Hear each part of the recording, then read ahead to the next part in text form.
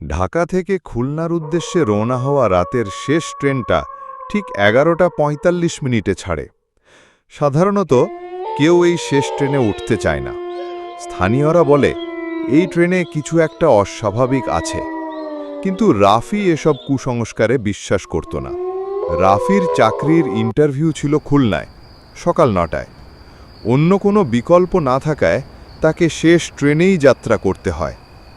ট্রেনটা যখন কমলাপুর স্টেশন ছাড়ে তখন প্ল্যাটফর্ম প্রায় খালি। সিটে বসে মোবাইলে একটা সিনেমা চালিয়ে দেয় সে, কিন্তু একটু পরেই সব অদ্ভুত লাগতে শুরু করে।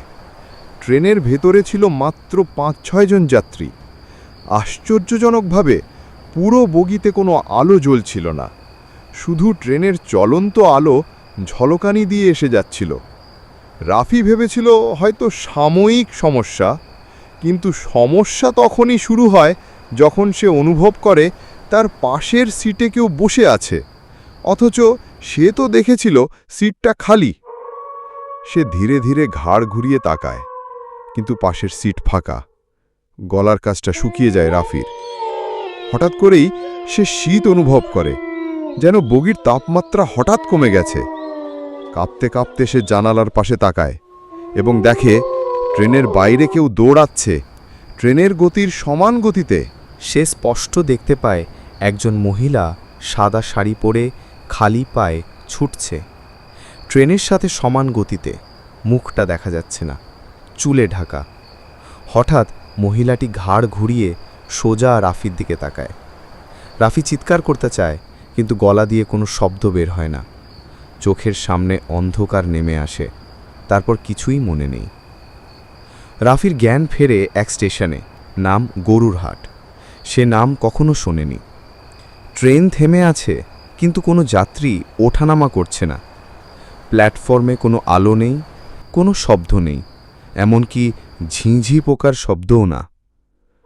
সে নেমে কিছুটা হাঁটে, দেখে প্ল্যাটফর্মে এক বৃদ্ধ বসে আছেন। চোখের মনি নেই, শুধু সাদা অংশ। তুই ওকেই দেখছিস না? বৃদ্ধ ফিস ফিস করে বলে। কে কে? রাফি জিজ্ঞেস করে। সে ফিরে এসেছে, যার আত্মা শান্তি পায়নি। বছর 10 আগে এই ট্রেনেই তার লাশ পাওয়া গেছিল। মাথা ছিল না, কিন্তু এখন সে খুঁজে ফেরে তার মাথা। আর যার চোখের সামনে সে পড়ে, তার চোখ কাড়ে সে। রাফি দৌড়ে ট্রেনে ফিরে আসে, ভয় চেপে বসেছে বুকে। সিটে বসেই সে দরজার দিকে তাকিয়ে থাকে। ঠিক তখনই দরজার ফাঁক দিয়ে ধীরে ধীরে ঢুকে পড়ে সেই সাদা শাড়ি পরা মহিলা। এবার মুখ দেখা যাচ্ছে। তার মুখে চোখ নেই, মুখ গলে পড়ছে, রক্ত ঝরছে। তিনি সরাসরি রাফির দিকে এগিয়ে আসছেন।